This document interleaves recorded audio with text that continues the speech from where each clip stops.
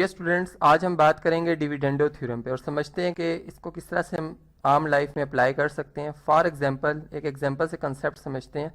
देखिए, फ़र्ज़ करें हमारे पास रेशियोज़ हैं, जैसे 1:2 लिखा हुआ है और सेकंड नंबर पे जो हमारे पास रेशियो आ रही है वो 4:8 है। ठीक है, अब ये रेशियोज़ आपस में बराबर हैं, यानी ये प्रोपोर्शन है। किस तरह से, अगर हम यहाँ पे देखें तो 4 का टेबल इन दोनों नंबर्स को डिवाइड करता है। 4 1s are 4 and 4 2s are 8। ठीक है, अब यहाँ पर अगर हम डिविडेंडो थ्योरम देखें इसकी स्टेटमेंट, तो इसके मुताबिक यहाँ पे ये बात की गई है कि अगर डिनोमिनेटर जो कि 2 है, इसको अगर न्यूमरेटर में से सब्ट्रैक्ट किया जाए, ठीक है, और डिनोमिनेटर को अपनी जगह पर एज इट इज़ रहने दिया जाए। इसी तरह से यही प्रोसेस अगर आप राइट साइड पे करते हैं, यानी 4 में से, न्यूमरेटर में से आप डिनोमिनेटर को सब्ट्रैक्ट कर लेते हैं, तफरीक करते हैं और डिनोमिनेटर को एज इट इज़ रहने देते हैं, तो इससे जो हमारे पास रेशियोज़ की जो आंसर आते हैं, जैसे 1:2 अगर हम देखें तो ये -1 के बराबर है। ठीक है, -1 डिवाइडेड बाय 2। और इसी तरह से अगर 4:8 देखा जाए तो -4 आता है। ठीक है, बड़ी रकम के साथ नेगेटिव का साइन है, और इसी तरह से 8। अब आप अगर इन रेशियोज़ को देखें तो अभी भी ये रेशियोज़ जो हैं वो आपस में बराबर ही हैं। यहाँ पर चूंकि 1 और 2 में कॉमन डिवाइज़र 1 है, मज़ीद डिवाइड नहीं होगा। 4 और 8 में कॉमन डिवाइज़र 4 है। 4 1s are 4 with negative sign, चूंकि नेगेटिव साइन साथ आ रहा है, और 4 2s are 8।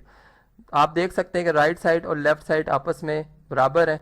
तो ये बेसिकली डिविडेंडो थ्योरम की स्टेटमेंट है। अब इसको हम जनरलाइज करते हैं, यानी एक थ्योरम बनाते हैं, एक ऐसा जनरल स्टेटमेंट देखते हैं जिससे हम इसको इन जनरल बात कर सकें।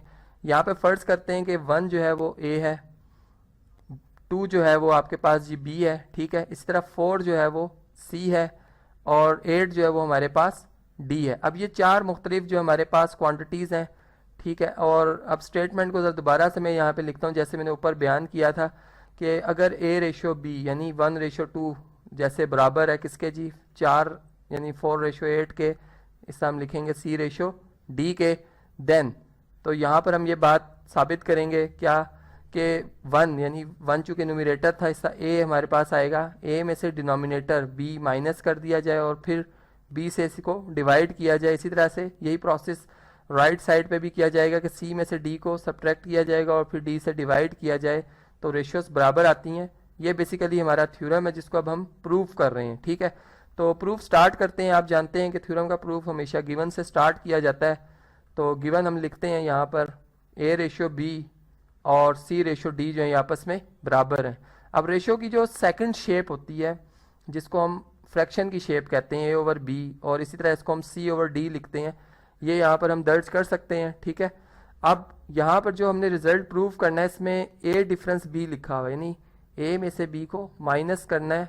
B डिनोमिनेटर है, तो यहाँ पर हम ऐसा करेंगे कि 1 जो है वो बोथ साइड से हम सब्ट्रैक्ट करेंगे। ठीक है, यानी ये टर्म हमारे पास पॉजिटिव के साइन के साथ है, जबकि 1 जो है इसके साथ हम नेगेटिव का साइन लिखेंगे, यानी -1 बोथ साइड पे क्या किया जाएगा जी, ऐड किया जाएगा। बात समझ गए होंगे। अब -1 को आप लिख सकते हैं, चूंकि A का डिवाइज़र B है, तो आप लिख सकते हैं -B/B। अब देख सकते हैं यहाँ पर B से डिवाइड होगा, -1 ही आंसर आएगा over A divided by B। ठीक है, यानी +A डिवाइडेड बाई B। इसी तरह से C divided by D plus, और यहाँ पर चूंकि प्लस माइनस चले माइनस होता है, यहाँ माइनस लिख देते हैं, और 1 को हम लिखते हैं D डिवाइडेड बाई D। इसका रीज़न मैंने भी आपको बताया ही था कि C का डिवाइज़र D है। अब यहाँ पर फ्रैक्शन को अगर सॉल्व किया जाए, एलसीएम में B आ जाएगा, कॉमन है, और तरतीब में हम A को पहले लिखते हैं पॉजिटिव साइन के साथ है, और B को बाद में लिख देते हैं A डिफरेंस B। ठीक है, और इसी तरह से D जो है डिनोमिनेटर में आ रहा है, जबकि न्यूमरेटर में हमारे पास C-D आ रहा है। और अब इसको अगर रेशो की शेप में लिखा जाए तो हम इस तरह से लिख सकते हैं कि A डिफरेंस B/B जो कि बराबर है किसके जी, C डिफरेंस D/D के। तो ये बेसिकली हमारे पास तो जो था जी ये डिविडेंडो थ्योरम है, जिसकी स्टेटमेंट मैंने ऊपर आपको बताई थी। अब हमने इसका प्रूफ किया। अब इसकी सेकंड स्टेटमेंट भी मौजूद है, उसको भी ज़रा शॉर्ट जल्दी जल्दी से देख लेते हैं। इस तरह से जी कि अगर A/B और C/D बराबर होंगे, तो यहाँ पर अब हम ये करेंगे कि यहाँ पर मैंने A-B लिखा है। ठीक है, अब हम ऐसा करेंगे कि A एज इट इज़ रहेगा, ठीक है, और divided by A difference B जो अब हम इससे डिवाइड करेंगे, यानी डिवाइज़र जो है डिनोमिनेटर में A डिफरेंस B आ जाएगा।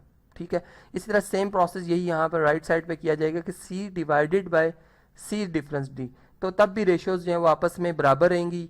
तो ये डिविडेंडो थ्योरम की सेकंड स्टेटमेंट थी। तो आज के इन लेक्चर्स में हमने देखा कि डिविडेंडो थ्योरम की क्या यानी स्टेटमेंट है, किस तरह से हम उसको प्रैक्टिकली समझ सकते हैं।